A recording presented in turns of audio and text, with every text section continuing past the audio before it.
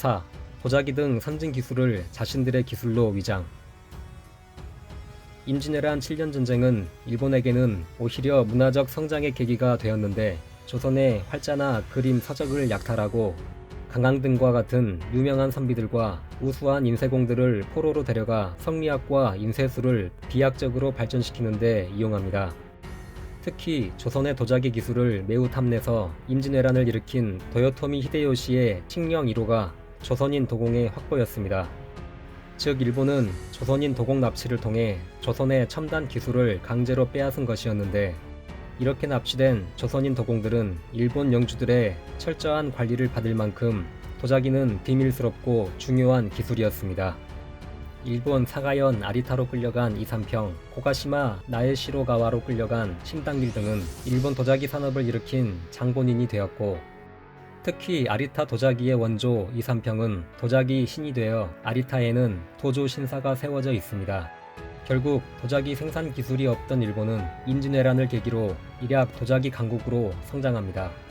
일본은 1650년경부터 유럽으로 도자기를 대량 수출하였고, 유럽은 일본 도자기의 기술에 경탄합니다.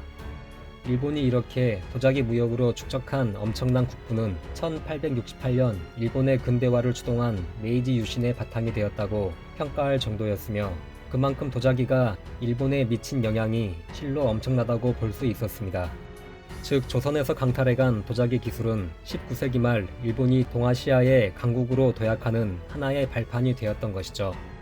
그러나 일본은 결코 자신들의 도자기 기술이 조선에서 넘어왔다는 사실을 말하지 않는데, 한 예로 일본 도자기의 시초가 된 지역인 후쿠오카 사가현에는 일본 도자기의 역사를 보여주는 규슈 도자박물관이 있는데, 이곳의 전시 자료에는 1602년부터 연대가 시작되고 1592년 임진왜란 당시 조선인 도공이 일본에 왔다는 사실이나 한반도에서 일본으로 도자기가 넘어간 사실은 전혀 표기하지 않고 있습니다.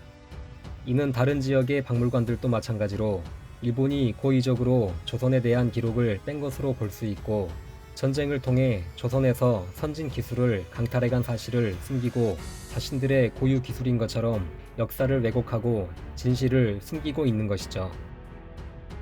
5. 배신자인 항해의 존재에 대한 부정.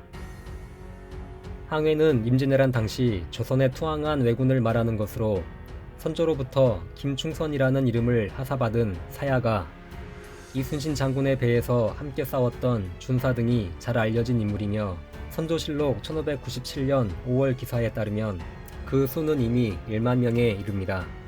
굶주림과 왜군 장수의 가혹한 처우에 못 견디고 조선에 귀순한 항해는 귀순에 그치지 않고 왜군을 상대로 정보병, 침투병, 전투병으로 활약하며 많은 전공까지 세웁니다. 일본 입장에서는 이처럼 조국을 배신한 자들의 존재를 인정할 경우 제2차 세계대전의 가미카제처럼 조국을 위해 자기 한몫은 바치는 정신을 자랑스럽게 교육받아온 일본 국민들에게 사실은 그 이전에 이처럼 대규모의 배신자들이 있었다는 사실만으로 가치관에 상당한 혼란을 불러올 수 있고, 이는 곧 임진왜란이라는 조선 침공의 정당성까지 의심받는 결과를 초래할 것이기 때문에 일본 정부는 결코 항해의 존재를 인정하지 않고 있습니다. 실제로 사야가의 기록에 대해 일본 역사학계는 적혀있는 글은 위서이며, 사야가 같은 매국노가 우리 동포라는 것은 황당한 소리이다, 사야가에 관한 확실한 자료는 없으며 허구의 인물이다 라고 존재를 부정합니다. 그러나 일본이 아무리 부정해도 항해의 내용은 조선의 역사 기록 여러 군데에서 그 구체적 사실들이 존재하여 교차 검증이 가능하고, 특히 최근에는 일본의 민간을 중심으로 사야가가 살았던 대구 우록동 고택에 대한 방문과 탐사가 늘어나고 있습니다. 이곳 고택을 방문한 일본인들 모습입니다. 비록 일본 정부에서는 공식적으로 임진왜란 당시 항해의 존재를 인정하지 않고 있지만, 손으로 해를 가릴 수 없듯이 그 진실은 여러 자료와 증거들을 통해 일본인들도 조금씩 인정하고 있는 것이죠. 6. 미래의 강력한 통일 한국이 물어올지 모르는 전쟁 책임 문제. 조선의 강토와 수많은 조선인을 유린한 임진왜란에 대해서 미래의 강력한 통일 한국이 일본에 그 책임을 묻고 천문학적 보상을 요구하는 것에 대한 두려움입니다. 400년 전 과거의 일을 지금 다시 꺼내 책임을 묻는 것은 지나친 억지일까요? 임진왜란 당시 도요토미의 측근으로서 조선과의 외교 업무를 전담했던 겐소는 통신부사 김성일에게 말하기를 옛날 고려가 원나라 병사를 인도하여 일본을 쳤었다. 이 때문에 조선의 원한을 갚고자 하니 이는 당연한 일이다 라고 말합니다.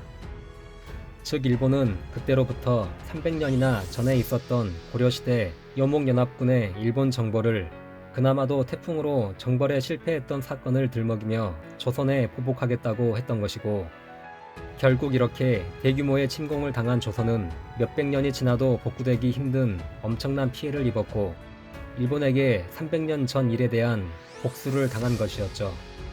만약 미래에 어떤 이유로든 한반도와 일본의 관계가 극단적으로 악화되는 상황까지 가게 된다면 한반도는 일본이 그랬던 것처럼 400년 전 임진왜란에 대한 책임을 요구할 수 있지 않을까요?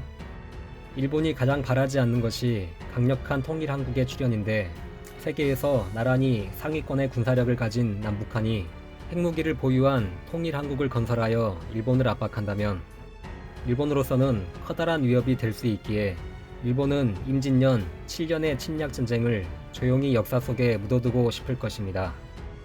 임진왜란 후 도요토미 정권이 무너지고 새로 에도 정권이 들어서는데, 조선은 일본의 사과 문서를 접수하고 임진왜란이 종결된 지 9년 만인 1607년 일본과 외교 관계를 복원합니다.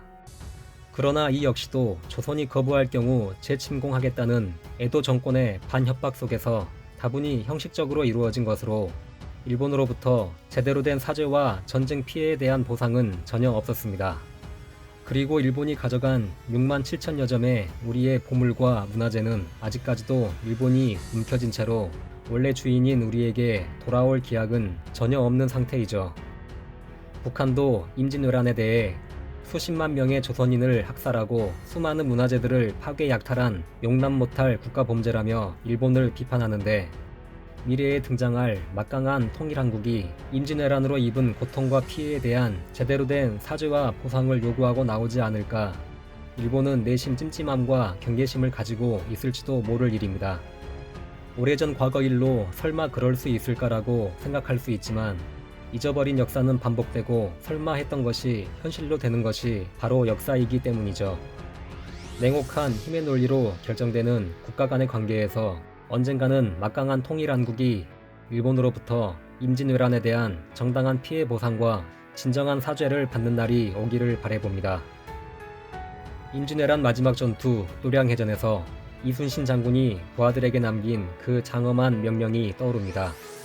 한 명의 적이라도 더 없애라. 그래서 저들의 후손이 우리의 후손을 업신여기지 못하게 하라.